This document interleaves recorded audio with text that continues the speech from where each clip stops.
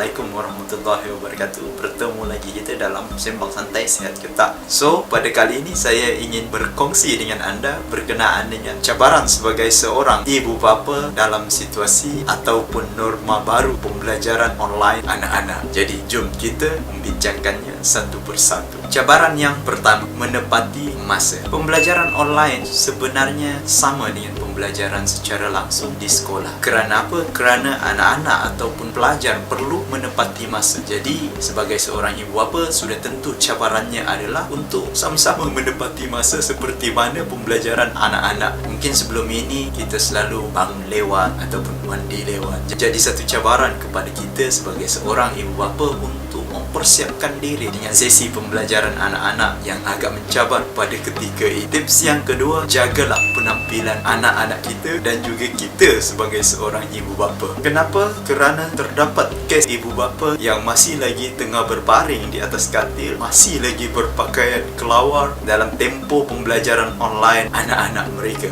Jadi satu cabaran kepada kita sebagai seorang ibu bapa, persiapkan diri untuk bersama-sama mengikuti sesi pembelajaran online anak-anak kita. Tips yang ketiga, ajarkan anak-anak kita untuk sentiasa memohon izin dalam tempoh sesi pembelajaran online mereka. Pembelajaran online mungkin sedikit berbeza dengan pembelajaran secara terus di sekolah. Jadi kita sebagai ibu bapa harus sentiasa memastikan anak-anak kita mengikuti masa, tunjukkan adab-adab yang positif, memohon izin sebelum memulakan sesuatu ataupun bertanyakan sesuatu. Pastikan anak-anak kita juga sentiasa memohon izin sebelum mematikan kamera ataupun mikrofon sepanjang sesi pembelajaran online yang sedang berlangsung. Dan pastikan juga anak-anak kita sentiasa menunjukkan tingkah laku positif dalam tempoh sesi pembelajaran. Kenapa? Kerana adab-adab ini sama seperti adab pembelajaran ataupun adab dalam tempoh sesi pembelajaran bersemuka di sekolah. Tips yang keempat, ajarkan anak-anak kita untuk sentiasa memberikan respon. Sesi pembelajaran secara maya sebenarnya sama konsepnya dengan sesi pembelajaran secara terus di sekolah. Kerana kebiasaannya guru-guru akan bertanyakan sesuatu ataupun bertanyakan soalan ataupun meminta penjelasan sama ada pelajar itu faham ataupun tidak apa yang telah disampaikan. Guru memerlukan respon daripada pelajar ataupun anak-anak muridnya. Jadi sudah semestinya harus memberikan respon. Dan kita tahu sesi pembelajaran ini mungkin dilaksanakan kepada kanak-kanak yang masih kecil dan memerlukan bimbingan. Oleh sebab itu, cabaran kepada kita sebagai ibu bapa untuk mengajarkan, didik, memberi tunjuk ajar dan juga membimbing anak-anak kita untuk sentiasa memberikan respon secara maya tadi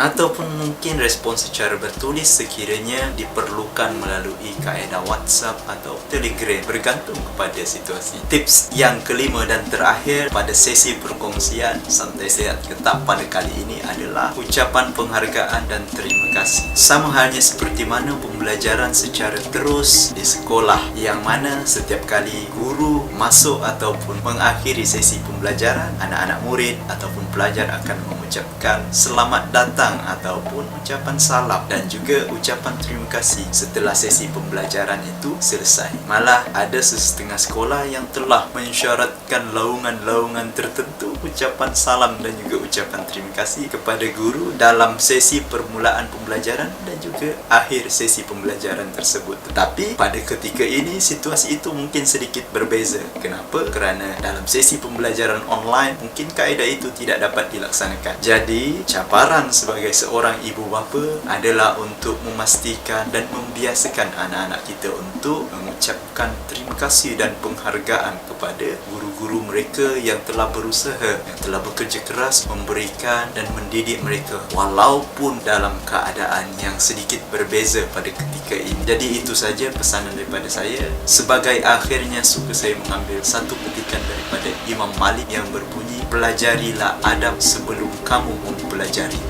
Sekian, Assalamualaikum warahmatullahi wabarakatuh.